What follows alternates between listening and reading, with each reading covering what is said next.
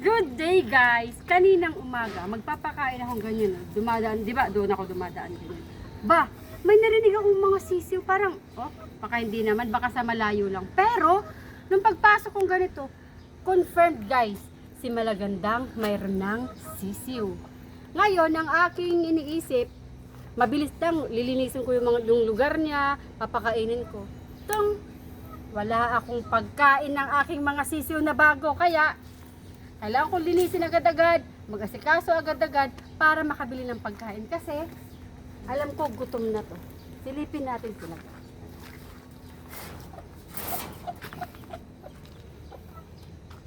Ayun na sila.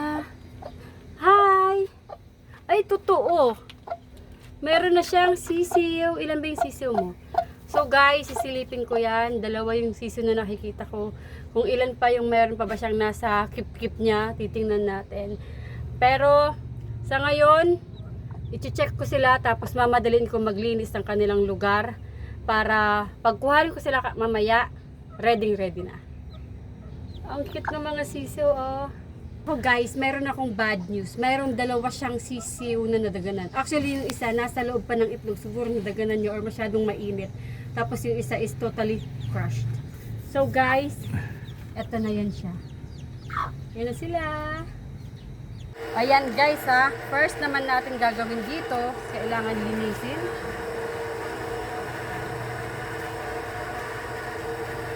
Tanggalin natin yung inuman. Tsaka syempre papalitan natin to maya-maya ng Progency magpipigla. Muna ito kasi kailangan linisin kasi marami silang ikot. Ilalagay ko yan dito sa sa mga malugay. Pangmalakas ang paglilinis. Brush. Brush lang yan. Para pag lumipat na yung mag-iina, wala na silang problema, malinis yung kanilang bahay. Diba? Tapos dito, papaarawan naman para siyempre ma-disinfect na rin sa araw. Okay. Yeah. Ang ganda ng araw, oh. Tapos, syempre yung isa din, kailangan ko i-brush. Yeah. Ito yung kanilang apakan. Ito yung apakan nila. Okay. Alright na to. Bibiyad ko na lang to guys.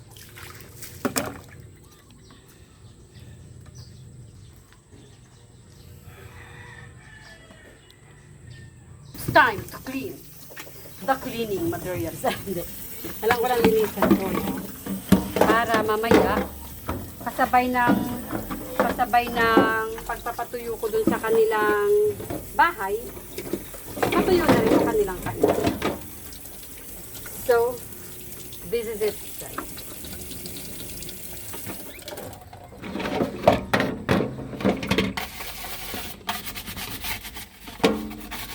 Makwento ko lang pala. Alam niyo ba na kulay yellow talaga to? Kaso, nung nilagyan namin ng bleach, kasi nga gumagamit kami ng bleach pang disinfect, nagkulay yan na. Para siyang colorless.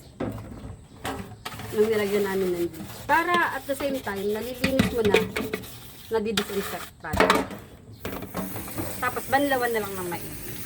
So guys, ngayon habang inaantay ko na matuyo yung kanilang kainan, at saka yung kanilang bahay, is pupunta muna akong palengke para makabili ng aking pagkain para sa kanila. So, ang mangyayari niyan, bibili na ako ng pagkain ng Baby Stag Booster, tapos bibili na rin ako ng pagkain ng kanilang mga kuya para may stock na rin ako. So, guys, let's go! Apat na orange, dalawang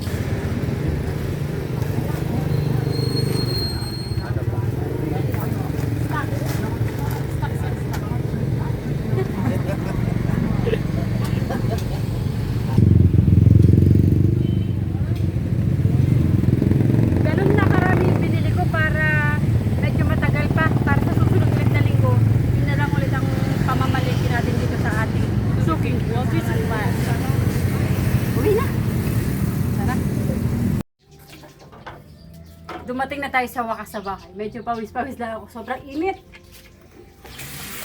to, kasi sa kanila to, 1 litro titimplahin ko. Yan. Sobra to sa 1 litro, kaya ganyan lang. Mga ano lang to. I measure. Baga sipat-sipat lang. Tapos ngayon, kukuha na ako ng pagkain para mapakain at masundo ko na sila doon sa kanilang bahay.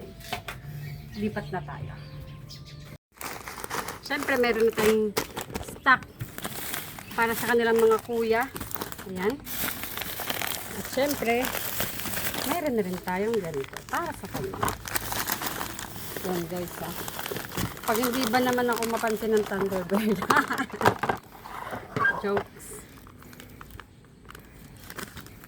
Papakainit na sila. Ready ko na yung pagkain nila. Tapos,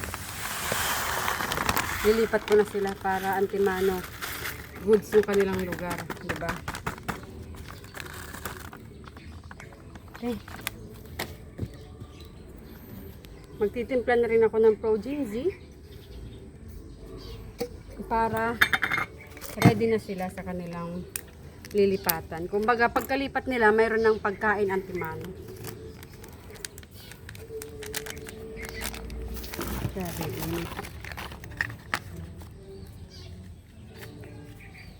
Okay. Timpla-timpla. Timpla-timpla, pandilimon. Ito, goods for 1 liter. Bale, professional na ako na mixer ng Pro-Ginzy. Jokes. Siyempre, eyeballing na lang yan. Tapos, pag pag medyo matabang sa paningin mo, dagdagan mo ng tubig o dagdagan mo ng Pro-Ginzy. Pero ito, sa ganitong kulay, goods nito. Sabi ko sa inyo, professional mixer na. Okay. Yep. Click na. Diba? Checking. Oops. Alright. Yeah. Init. Grabe, so mainit. Yeah. Okay. Ay, init. Lagyan na natin to. Sobrang init. Siguro yung mga germs na prito na yan. Lagay natin to kanilang patungan. Okay. Goods. Kulang na lang yan is yung kanilang nanay at yung kanyang mga anak. Anak-anak. Goods. Sana. Lagyan ko na rin ng pagkain. Okay. Uy. Sweet. Let's go. Kunin na natin sila. Guys, nagkahabulan pa. Tignan mo yung pawis ko. Ito yung mga anak niya. Dalawa yung buhay na buhay. Ayan. Ayan. Dalawa.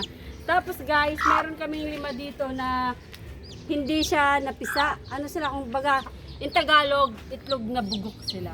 Tapos naman, meron pa dito, tinulungan na namin maborles ng kanyang shell.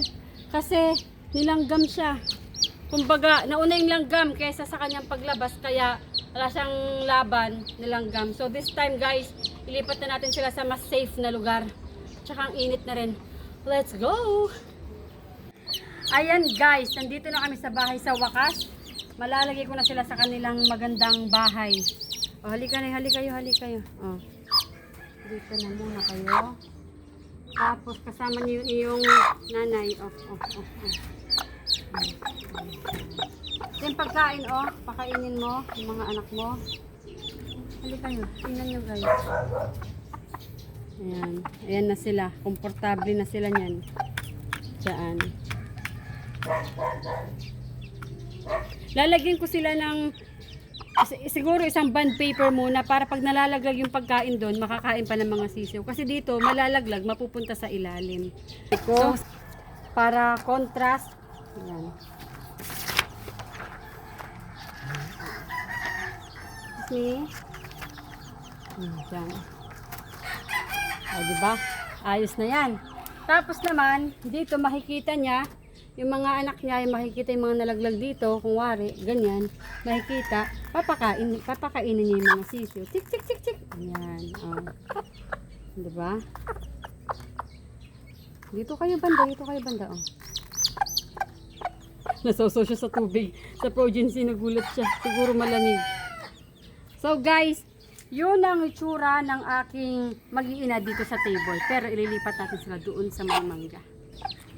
Dito, presko sila. Yan. Okay. Yan sila. Presko, tapos naman malilim, malamig. Tapos mamaya ihahabol ko yung isang sisiw. Sana hanggang mamaya, bago magdilim, ihabol ko siya doon. Ito kasi yung itsura niya, oh. Kawawa naman, nilanggam siya. Pero, so far, so good naman. Healthy siya. At naingay siya kanina nung tinatanggalan namin siya ng shell. So, goods tayo. So guys, yan. Hahayaan ko na muna siya dyan. At yun ang aking mag-iina. Sila malagandang. At ako si Aling Mimay na nagpapaalam sa mainit na araw. Bye-bye!